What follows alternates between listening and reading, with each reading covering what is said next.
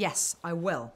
And I'm glad you describe her as a character. So I play Joanna Hoffman, who did really exist. She was a real woman, but she's very much the character of Joanna Hoffman in the film, because Aaron Sorkin fiddles with the truth a little bit, and he extends the period of time for which she worked for Steve Jobs. So I will tell you, in the film, she is very much his work wife and his confidant. She is a Polish-Armenian woman who moved to America as a teenager, was a trained archaeologist, found herself working at Apple, and he made her head of marketing for the Macintosh. And she stayed in his working life throughout the time that the film covers, which is 14 years. She was very, very strong. She also had a warmth to her, so she sort of brings out a side in Steve Jobs that I think people often assume doesn't exist, actually, and certainly don't get to see. So I felt very much my responsibility as the person playing this role was that the audience needs to be able to access that warmer, slightly more humane side of Steve Jobs that we get to see in flashes throughout the story. And Joanna, she really did challenge him on things that she didn't believe he was doing correctly or behaving badly. She would absolutely pull him to one side. I mean, there's a line she actually says to him, "Are you being nice?" at the beginning of Act 2, because she just knows that most of the time, in very tense moments, it's hard for him to do that. So she was his moral compass, and yes, very much his wingman, I suppose.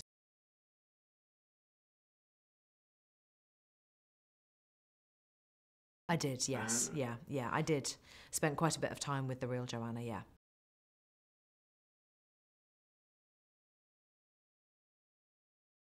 Joanna, she was very willing to sit and chat with me because she's a very open, very warm person. But we were very careful, the two of us, and we decided very early on that we would talk about Joanna Hoffman, the character, very much in the third person. Okay. Because whilst I wanted to honour the relationship that she had with Steve, I wanted to capture who she was as well, and the essence of her and how she sounds. This Polish-Armenian woman who actually grew up in a Russian-speaking family. Try doing that dialect. Yeah.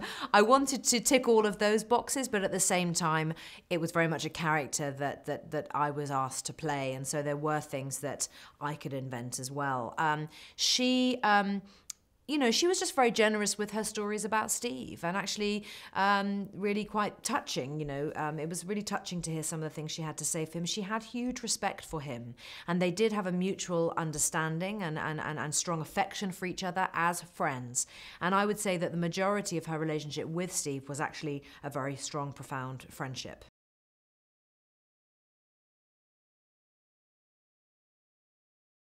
Yeah, I mean, I think, I think that's true of Steve, or certainly how he's portrayed in the film is, and also in the novel written by Walter Isaacson, which I did read. You do see those really extreme sides of Steve Jobs, and that yes, on the one hand he's occasionally absolutely a monster, and at other times he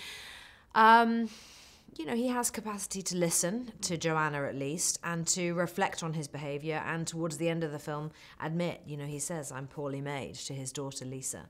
And I think it's, what is so clever about the film is that it does allow the audience, I think, to see every side of him. Yeah. But it isn't a biopic, and that's what I love about it too. It really isn't a biopic.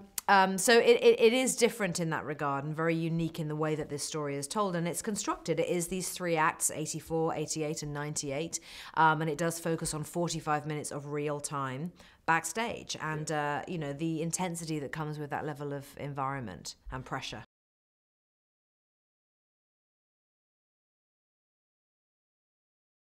Danny Boyle directed this film, and he had such incredible vision, really, and all of those, not just for us as actors to feel so included, which we really were. It was a very collaborative effort, but he really had the ability to create that feeling that you talk about, that sense that these were techie, rock stars, absolutely, and they had the ability to make audiences scream and wail and do the Mexican wave 1,000 times over without seemingly getting bored of it at all. And that's all Danny that created that sense of intensity and that sort of gigantic overwhelming excitement. And I think in 50 years' time, I think there'll still you know, someone like Steve Jobs will still be being heralded, probably even more so now with what they're doing with Apple and, you know, every new product, you know, end-to-end control. It's all Steve. That's his vision. That's his concept. That's his genius.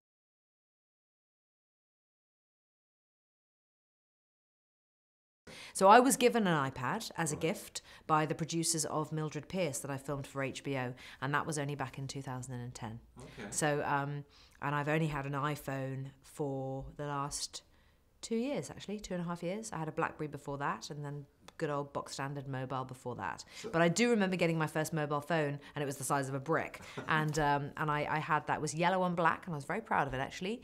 And I had that when I got that when I was 20.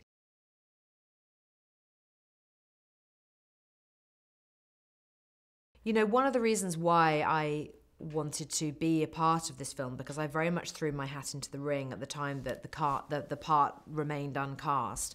I wanted to do it because of Michael, because I had such admiration for him as an actor. I really respected the choices that he made and the risks that he takes. I felt that he and I, in a way, you know, we just have a similar attitude to acting, which is that if you don't take risks and you don't challenge yourself, you know, what's the point kind of thing. So I think I sort of knew that we would get along, and we really did. So working with Michael and playing these characters together, it was, you know, it was really hard. It was really hard for both of us, particularly him, because of course he's on every single page of a 187-page script. And, you know, I genuinely had this feeling, you know, I wanted to feel, I mean, I think I'm like this anyway, as an actress, but the character, kind of the two worlds kind of merged a little bit. Me, the actress, and Joanna Hoffman, the character, and the role that she plays in Steve's life. You know, she really is his wingman, and I wanted to make myself that for Michael. I have to be honest with you, he didn't really need it. He was very self-sufficient. I've never seen an actor behave in such a professional manner, honestly, ever. I really have not. He was so prepared. He set the bar incredibly high for all of us as actors. You know, he was 100% on point, lines learnt, ready to go. And we all had to follow suit. And it was really the only way to do it, to be honest, because we had all this dialogue, we had these big, fat, meaty scenes, and if you get something wrong, you know, that's not just the other actor you're screwing up, it's the big burly guy who's carrying the Steadicam and he's been carrying it for 9 minutes of a 10-minute take. You know, you don't want to get something wrong, it's just not fair. So the sense of really sticking together, I think was felt probably more keenly than ever before to me on this film, working alongside Michael. And honestly, I just felt I had to have his back. I really did. Just kind of gaze on him, really, and just watch him. And I mean, literally, it was like, you know, okay, where's he at today? I mean, and it would feel, you know, every day was different for him. Yeah. And I would have to, you know, just kind of gauge where he was at that day and sort of fall in with however he was feeling and, you know, depending on what the scene was. You know, it was very much all about, yeah, working really around him.